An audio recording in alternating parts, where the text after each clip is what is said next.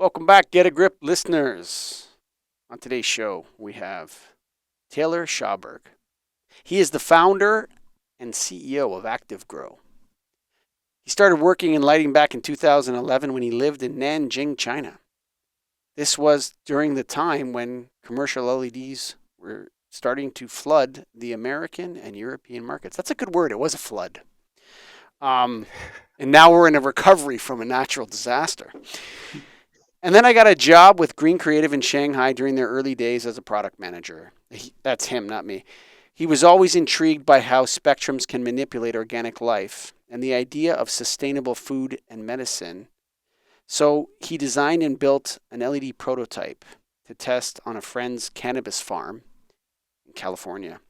His tests were so successful that he drove a beat up van full of samples from Eau Claire, Wisconsin to Seattle and started Active Grow. In the early days of the company, he lived on the cannabis farm. He did hands-on research and learned what it takes to grow healthy and thriving weed and other plants as well.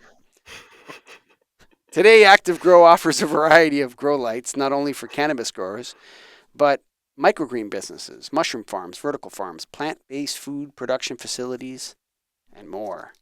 His website is activegrowled.com, and you can all his social media and that will be posted on the Get a Grip on Lighting podcast website, Greg Eric. But before we do, we got to go down to the gangsters of New York with Satco. Go to satco.com for Satco.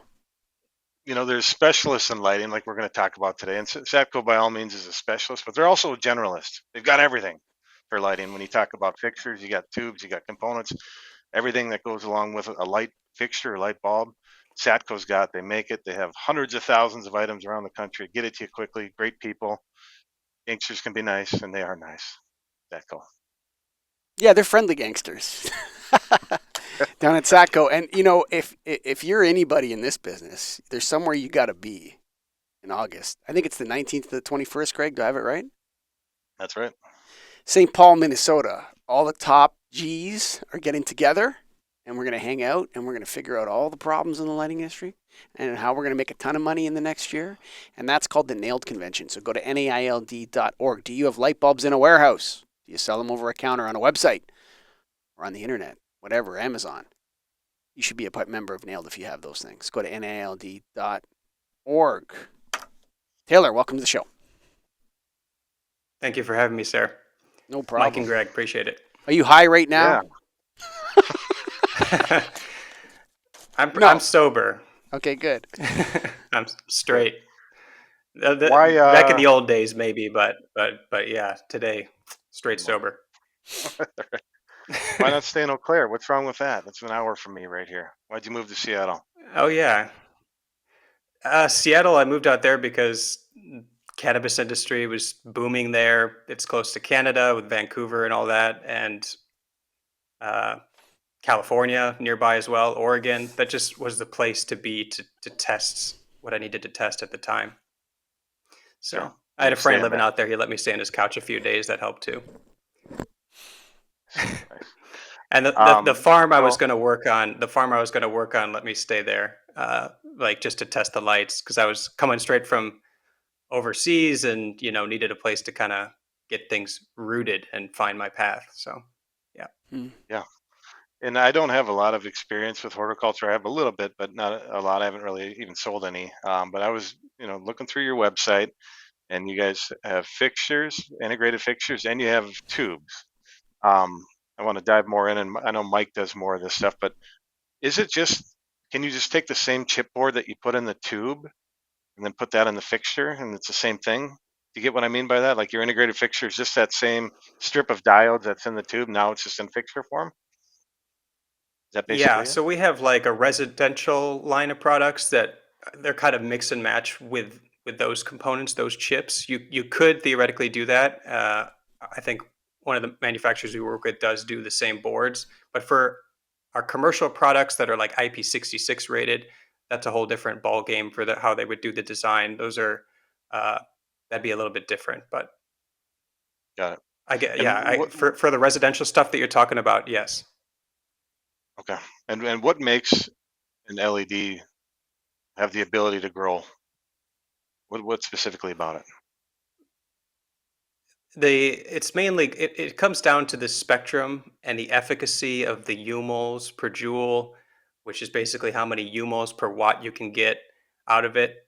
Instead of focusing on lumens or candela, you're focusing on umole output, par output, ppf, and then ppfd, photosynthetic photon flux density, is kind of like the horticultural equivalent of candela. So to focus on those factors within the par range is what differentiates the two. And can And the you design of the fixture, with IP66 rated, heavy duty construction, being able to handle greenhouse environments, tough CEA environments, things like that. There's a difference in how the fixture should be designed. But if someone's just starting out, maybe they don't need IP66. Maybe they're just doing indoor stuff, simple stuff. So there's a range of designs. and can you define exactly what a U-mole is? It's kind of like a It's mug a rat. U-mole is What I'm thinking. What a U-moles. Sorry. yeah, it's how many photons are hitting a point between the par range. So you have the par range. It's a 400 nanometer to 700 nanometer range. So all the light that's produced in that range is considered, plant usable, photosynthetically active plant light. And every second that light's coming out of the fixture, that second is umoles per joule. Uh, and a joule is a watt. So how many watts create that photon uh, plant friendly light? That's kind of the efficacy they use. So what measure of all these define the quality of a light? Is there one, or is it a combination of all of these that you're mentioning of a grow light? It, it's a combination. Like you'll see a lot of grow light suppliers say we have the most efficient light in the world, but maybe the spectrum is slightly off. Like maybe it's just because you can put as much red light into a light as you want, and you can create a super high efficacy light. But if it's missing blues and greens and other wavelengths, then it's not going to be a super effective light. Like it's going to have that, but you have to have the balance of all these other factors to create an actual usable light.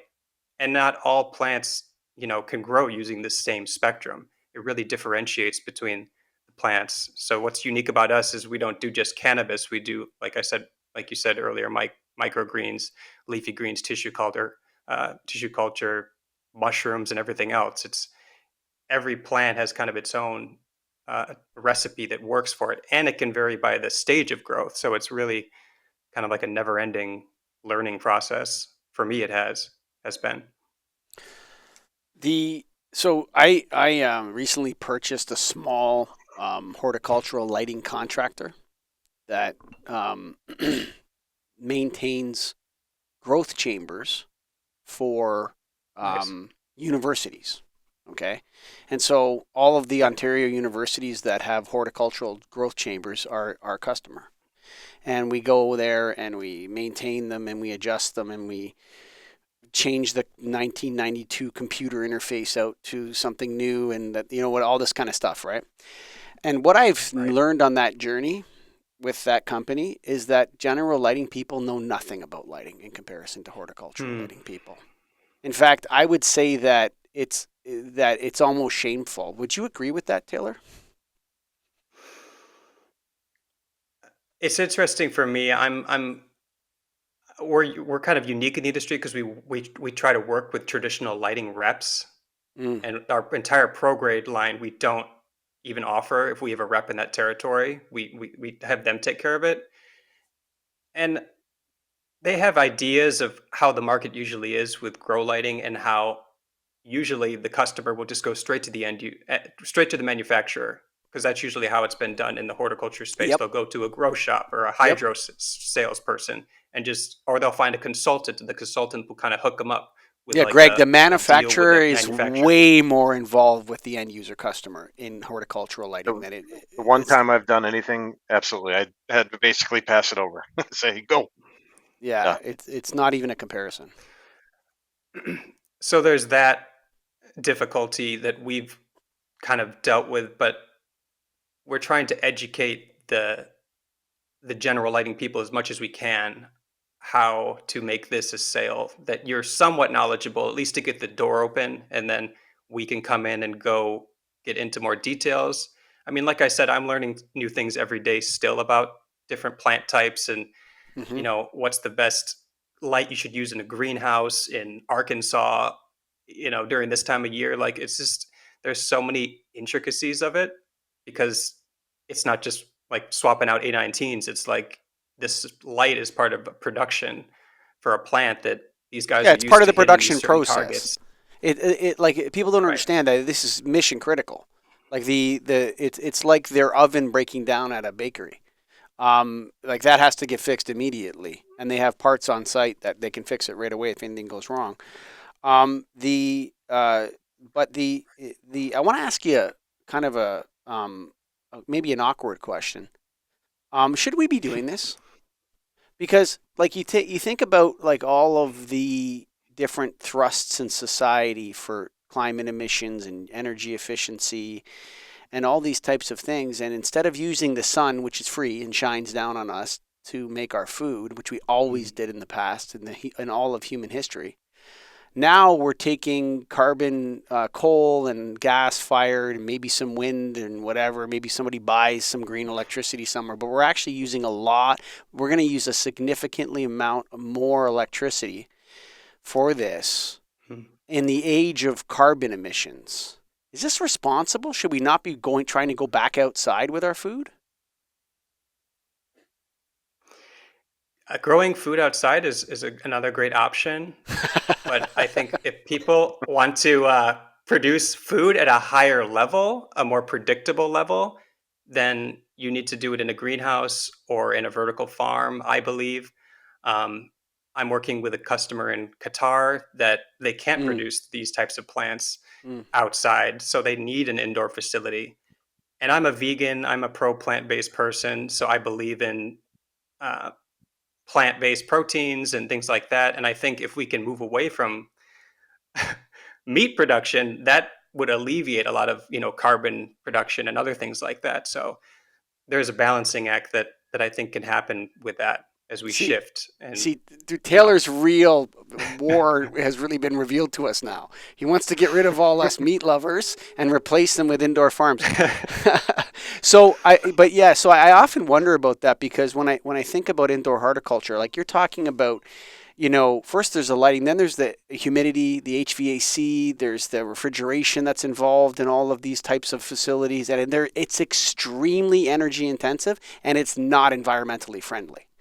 They are not environmentally right. friendly. Like the light pollution that comes out of the greenhouses, it looks like the UFOs are landing in a field somewhere. Like you can see it across from Michigan into southern Ontario. Southern Ontario looks like this field of UFOs have landed on it. It's crazy. I don't know if you've Yeah. ever seen this, Greg, before. Some of these greenhouses are kilometers, like or miles. They're measured in square miles. They're enormous and energy intensive, and some of them have advanced HVAC systems and refrigeration and massive electrical load. So I'm not sure if it's I don't know. What do I know? But I think we have to look at that, no, Taylor, and decide if it's the right move, vegan or no vegan. Yeah. Yeah, right. I agree. When I started the business, it was always, how do we make these lights more efficient? I mean, we're Mm, replacing HPS systems generally. They're mm-hmm. running 1,000, 1,200 watts versus, a 600-watt LED doing the same job. But how do we bring it down even more? 300-watt fixtures, even less, just running them optimally with the sunlight, using systems that can sense if it's a sunny day or not, and just having the lights dim automatically to balance kind of nature and technology in the most efficient way. So I think as technology improves, we can keep bringing those numbers down. Um, and in But vertical farms, you're using less space. There's ways to kind of balance this. But yeah, it's a battle, and I think with cannabis, we've recently discovered that higher watt LEDs can produce more plants than HPS. So it's not just replacing the HPS. Some lamps are running at 1,000-watt LED So you're getting even higher yields than the traditional HPS. So I'm a firm believer in saving energy, but if the guy's getting more product, then he's going to go for the higher wattage thing. So, you got to make the customer happy sometimes, but I'm always fighting for the energy efficiency where I can. For sure. There's a lot of cannabis growers that really love HPS still, though. And if you talk to them, they'll say there's something else happening with the HPS that hasn't been identified yet. I don't know if you've come across this at all. Whether it's the heat, I have. the radiant heat that's coming out of it that's causing airflow, or they don't know Yeah. what it is, but there's a lot of cannabis growers in Ontario and Quebec that are sort of stuck on HPS. They like it. They want to keep it. Don't know if they're going to be able to get the lamps in the future, but have you encountered that? And if so, do you have any explanations for that or a solution? Yeah, absolutely. I'm dealing with a customer right now that was growing under HPS and very happy with their product, producing a very high craft cannabis product. And we've been testing our lighting with them, and there's other things that need to be accounted for when you switch out LED for HPS. You can't just put a light in there and expect everything to be the same and it working perfectly. You have to, like you said, the irradiated heat of an HPS light is not in an LED light.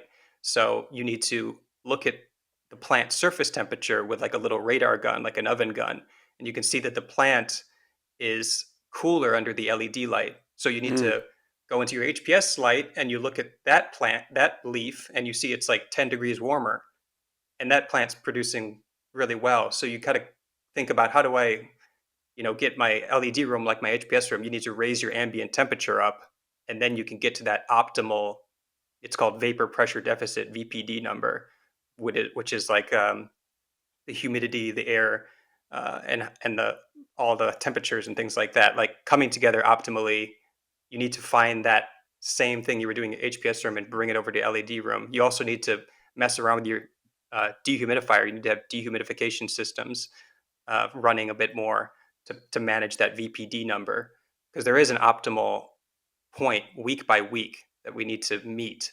Otherwise, we don't get the yield that we were used to.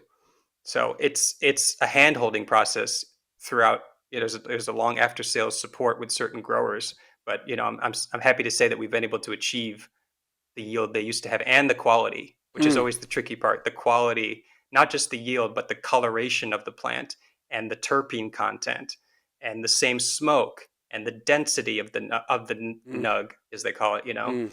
So that stuff, because HPS can be a I've been told before on a grow that like, oh, your nugs are too dense, and I Yes, was like, oh, I've never heard a weed person complain about that, but that is a complaint. So sure. you need to like balance what guys are used to with what's next, and all the other things. So it's a So process, I got but another one. I got we another one to chuck at you here. Okay, yeah, and go for this is we're just spitballing. I don't know this to be true or not true or whatever, but it. I'm very interested in infrared waves.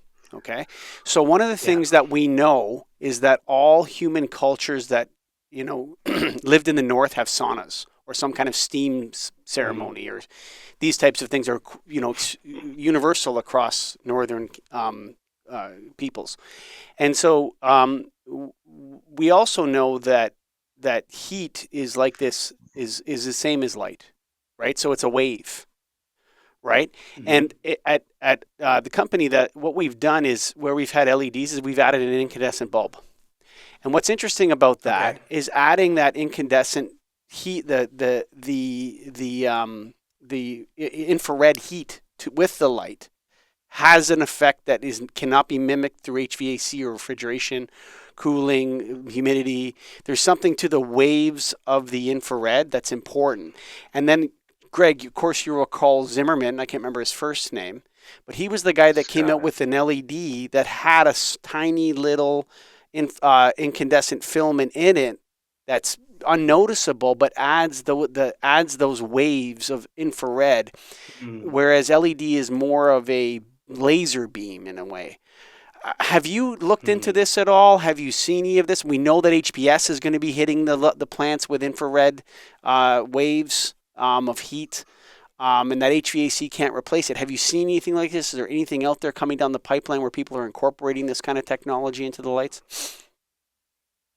Well, I know far red has an effect. So Mm, 730 nm to 760 outside of the traditional par range. So the traditional par range again is 400 to 700. Then anything north of that is, people aren't, there's the science is still out, mm, but more and more we're seeing far red being added because of a natural occurrence that happens between far red wavelengths and deep red wavelengths, which is 660, called the Emerson effect.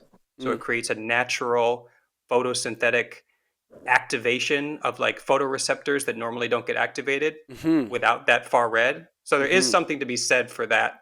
And it can actually speed up plant growth rates, even mm-hmm, during the vegetative stage. So not mm, just flowering, but vegetation as well. So you're seeing some of the big names like Fluence and Gavita mm. putting this as a standard on their fixtures. We've been doing it since 2016, but the big guys are starting to do it now too because they're seeing that this is creating faster growth cycles, higher terpene content, bushier, larger plants. Um, but it's still like this kind of new thing that's been happening. But we've seen results of doing that. What percentage of the industry is cannabis versus the rest? Or is there any other big players out there, like, I don't know, tomatoes, or is there anything that even comes close to it, or is it just cannabis and then the rest? There's a lot. I mean, there's established players that have been growing cucumbers for years Hmm. in your neck of the woods. I think some of the largest cucumber producers are in Ontario. Mm. Uh, so they've been. I mean, those have always been legal. So these guys have built up these huge facilities. I mean, acres of cucumbers. So Sure. it's not just cannabis. I think like back when I looked at it, it was 95% of the horticultural space greenhouses have not been integrated into LED yet. So there's a Hmm. lot of big jobs out there of like, I'm looking at a project now with dragon fruit. That's a huge facility. I mean, Wow. the list goes on, and yeah. So Dragon it's super fruit. interesting what people are growing. Yeah, dragon fruit's a good one, especially in the summertime. Sure. Uh, Mushroom production.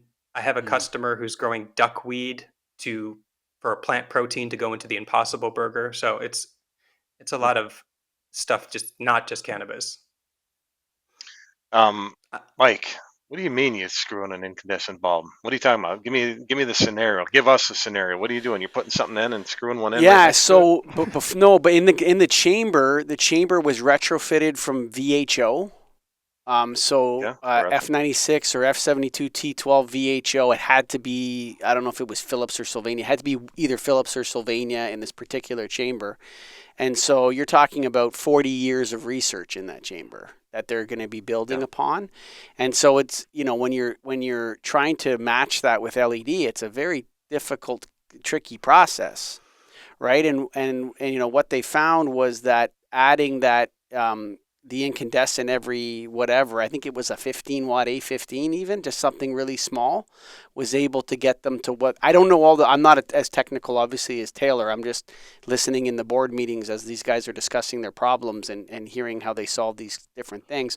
But that was able to, as a part of a retrofit, to solve the problem that was happening in this one particular chamber at a university. And so And what were they there's growing? it's mostly corn, soybeans, wheat, winter wheat, Okay. different things like that. And they're trying to do new strains of corn that are resistant to this or resistant to that, and they have their results for decades from these chambers. And so yeah, they'll change their chambers out, they'll retrofit, they'll buy new ones or whatever, but they generally want to create the same environment so they can compare results, right? And that's a tricky process from their perspective. They're not selling this stuff. They're actually just doing research, and so Right. it's a different segment of the market that you're talking about, but it's an important one because a lot of innovation comes out of those universities in terms of how we get our food. And people don't really think about that much, but corn is totally different than it was 50 years ago. Okay, whatever you guys think about corn, it may taste the same, but it's a different thing than it was in 1965. It's been changed a lot. So I mean, if they whether it's genetically modified or however they're doing it, they're doing a lot of research on how to grow plants. I'll tell you that right now. The one question I have for you, Taylor, though, on that note, Greg, that you were saying is that you were talking about 95% of all of these facilities are potentially in need of LED upgrades. And I think that's why you're on the show, right? Like, hey guys, wake up, open an account with Active Grow. Right. You know what I mean? Let's get going here. Mm-hmm. And what I would say is it true? Like whenever I'm dabbling in this as a business investor, I'm looking at it, but I'll tell you this: per square foot, per building, for whatever metric you want to use, whenever you're involved in horticultural lighting, there's way more lights. Like it's not even a comparison. Except for mushroom farms, maybe. They don't have a lot. They have those hanging lights, the mushroom farms. I don't know.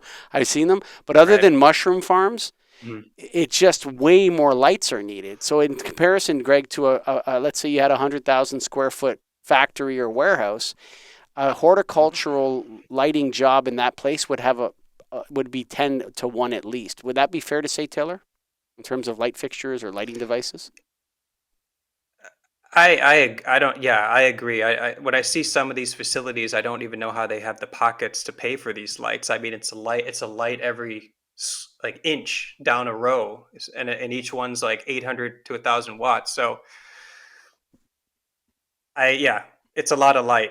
I know for cannabis and tomatoes, like you really have to have a lot of light blasting it. So, but like I said, you got to find the middle ground, I think, with the energy savings and where it makes sense, and not be like, oh, I think you guys need 2,000 lights for this room. Like it really needs to. I think it can be dialed back, and as technology gets more efficient, then we might not need as much. But does that answer your question? Yeah. Yeah, no, Mike. Yeah, so of new builds, is it still getting built with legacy technology, high pressure sodium, or is it always LED with new build? I'm not seeing much HPS for new builds if they're serious about it. Like a lot of people, like maybe their growers are used to a certain style of growing, and they're just like, let's put up some HPSs and figure out the LEDs later because of the cost. It's usually a cost prohibitive thing, or they just don't know how to grow with the technology yet, and it's too big of a risk. So, but I mean, this day and age, it's a lot more just going straight to LED if they're serious about it. And it's going to be these big corporations at this point, or consolidate these big consolidations that are happening. There's unfortunately less and less small time, medium sized businesses going into this, just because it's become too competitive. The cost of cannabis has dropped substantially from when I started this in 2016. There's going to be cascading bankruptcies in Canada for sure. There's way too much dope out there. It's I live in a town of 35,000 people. I think we have 7 marijuana retail stores in our town. Like every single plaza has a marijuana store, and you never see anyone going in and out of those stores. Like it's very rare, to see someone going into the stores. So I think that there's an oversupply of cannabis, and I think those people should switch to things we can eat rather than things we can smoke. I see a lot of guys that grow cannabis that are interested, like, I want to start a farm where I can actually grow some food. I have experience in cannabis, which is a lot more difficult of a plant to grow than a lot of, fruits and vegetables aren't as intense with how much you have to take care of them. So I think there will be this cascade, and hopefully they do go into this food production side of business. Is there room in this market for a lighting distributor, somebody that works with the manufacturer, sells to the end user? You mentioned lighting rep at the beginning. A rep is a little different than a distributor. You see the room there for it? I think so. Yeah, for sure. I mean, we get call. I mean, through our reps, we'll hear about stuff from some of the larger distributors. That's how they find the jobs. That's how the reps usually find the jobs, because the distributor is the one who hears about something. But there's no distributor, I think, that's kind of claimed that we are the cannabis, or we are. We have horticultural lighting retailers and distributors. We have specialized stores and online stores in Ontario for sure. Right. That specialize in selling and stocking this kind of stuff, and they seem to be separate. They don't sell A19s, and but they sell the ballasts for HPS, the weird double-ended 600-watt HPSs, and then LED kits and LED fixtures and all that. So I don't think the space is unoccupied, but I think there's opportunity there, Greg, in my opinion. I don't know what you think, Taylor. Dealing with, I mean, because I come from a commercial lighting background with Green Creative, and they were successful with reps. And even though they were a commercial lighting company, I see that these guys, I believe that these guys can be educated, and with a solid partner to like bring them into this space so they can be knowledgeable and they can be the go-to for their distributors. So I think there's a lot of interest when I reach out to people. There's always interest. I'll be like, oh, I had an opportunity back, and I didn't have an option for it. Uh, I just didn't know how to speak to it. They're seeing those opportunities, Mm. but like I said earlier, they're dealing with hydro guys that go direct, and just because the industry players, the guys that have the cannabis guys, are usually meeting guys at shows that are cannabis specific, or they're going to their local hydro shop and being like, "Give me a quote for these guys," and they don't know that because the CEDs and the gray bars aren't quoting horticultural lighting with the commercial lighting package. They're usually just kind of shying away from that. So Listen, there's a not gap to be built. There's a bridge to be built, I believe. specialty lighting distributors like those in our association, Greg, the National Association of Innovative Lighting Distributors, has a chance to come into this space. There's some people in our group that have a chance to get into this space, but the average, countrywide electrical distributor, their staff is never going to be at the level to be. This is a very heavy knowledge Right. sale, and you need to know what you're doing. I want to ask you to finish up here, Taylor. I often talk about the futility of lighting controls, and so I was so bad at doing this, like making fun of lighting controls and all this kind of stuff, that we had to start a separate podcast that I'm never on. Okay, it's called the Lighting Controls Podcast, where they're actually positive about Oh, lighting controls, because I can't stop beating hmm it up because I think they're focused on the wrong environments. Lighting controls are hmm extremely important in horticultural lighting. They're actually part of the mission. Is that correct? And can you just give me your thoughts on lighting controls in general? Yeah, lighting controls are essential. We have a controller that can do sunrise and sunset mode. So you basically want to recreate as natural of an environment for the plants as you can, and you can't be sitting there dimming the knobs all day. So sunrise sunset mode is pretty common. Then every hour, over a 48 hours period, you can go from one dimming cycle to the next. Just repeat that. This kind of basic control. There's other controls, like I mentioned, in greenhouses where you're using sensors to see what the sunlight's doing. If it's a cloudy day, to have the system automatically adjust with lighting to that situation. Um, and balancing with the temperature and the humidity, like what's that doing? How does it all factor? How do you meet your VPD with the lighting? So it's going to be very AI driven, I think, in the future. It's becoming more intense. Controller technology is getting better and better. Um, controllers are essential unless you just want to do kind of a monochronistic, every day is the same type thing. You're going to need a controller. Yeah, I often wonder, and this is completely off topic, but I often wonder if the promise of AI will be fulfilled. And people like catastrophize about it on both sides. Like, oh my God, it's the end of the world. Terminator's coming. It's gonna, there's gonna be a singularity, and then we're all gonna be working for the AI. And there's that kind of sort of catastrophizing that you see. I mean, I Mhm. think I think the Google search engine, in retrospect, will probably is more revolutionary than AI will be in the long run. I think AI is an incremental, what they call AI is like an incremental improvement on Google rather than revolutionary change. I think the revolutionary change Mm. was the internet. And then after that, everything's an accessory to that. But I can't help but wonder, when I hear about AI, Taylor, and I don't know if this has anything to do with horticultural lighting, but there's all these principles in the world. Matter can't be created or destroyed. For every reaction, there's an equal. I think we should start talking about artificial stupidity too. You know what I mean? There's just it's going to create just as much nonsense as it does intelligence, in my opinion. And I think we have to be very, very careful and know what we're talking about when we say AI. Do you mean machine learning? like repetition learning, because that's what basically ChatGPT is. You could call I'm going to go on for a bit here. You could call ChatGPT's real name should be plagiarize GPT. That's really what it should be called. Because what it's doing is it's read every book in the world in every language. And so what it's doing is saying, yeah, here's Ernest Hemingway-ish, right? And it's giving you that, or Hunter S. Thompson-ish. But it's just a plagiarizing tool right now, or a copycatting tool, or something like that. So I don't know about this intelligence thing, but I think my point here is that I think those kinds of tools are very effective in this particular space, actually. They can be used very, very well in control systems for horticultural lighting, not your high school essay. So there's my beef for the day. Taylor, I'd like to thank you. If you have any comments on that, go ahead.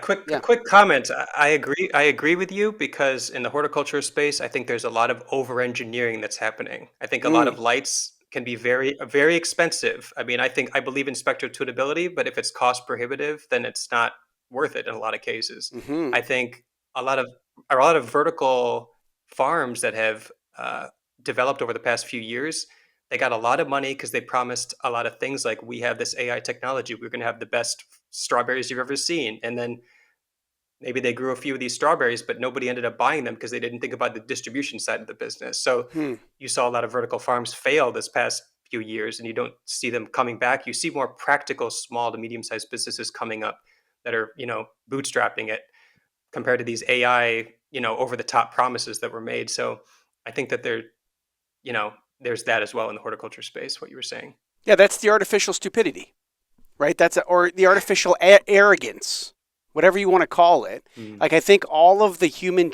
like this AI is simply saying, we've read everything on the internet.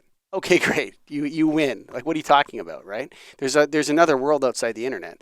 And here's what I think that the real issue for me when it comes to, whatever these systems are, is I don't want to hear about how the computer told you to do it.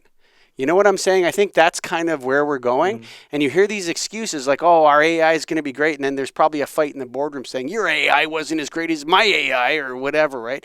And it's like now instead of blaming a person, we're going to blame a computer system. It's like, I don't know about that. Taylor, I've really enjoyed talking to you. I think you've been a great guest on the Get a Grip on Lighting podcast, kind of a refreshing, kind of different thing, Greg. And I'd like to let everybody know that you got to remember the gangsters of Satco, man. SATCO.com, sucker. Check them out, Greg. That's right. We talked at the beginning when we got really into a specialized category here. But if you need just about every other flipping light bulb out there or light fixture out there, Satco's got it. Go to SATCO.com. That's right. And all the cool kids. That's right. All you cool kids out there. If you have light bulbs in a warehouse, that means you're super cool in my books. So you got light bulbs in a warehouse. You sell them over a counter. You sell them on the internet. You sell them on the phone. You get out there. You hustle. You got to join NAILD. It's the National Association of Innovative Lighting Distributors. Your crucial shield, your team, your friends. That's right. We're all getting together in August 19th to 21st in beautiful St. Paul, Minnesota. That's right, Greg Eric's hometown. Come on and check it out. Go to NAILD.org to register. And of course, we give thanks to Taylor Schaberg, ActiveGrowLED.com. All his social media will be posted to the Get a Grip on Lighting podcast website. Thank you for listening, folks. Bye for now.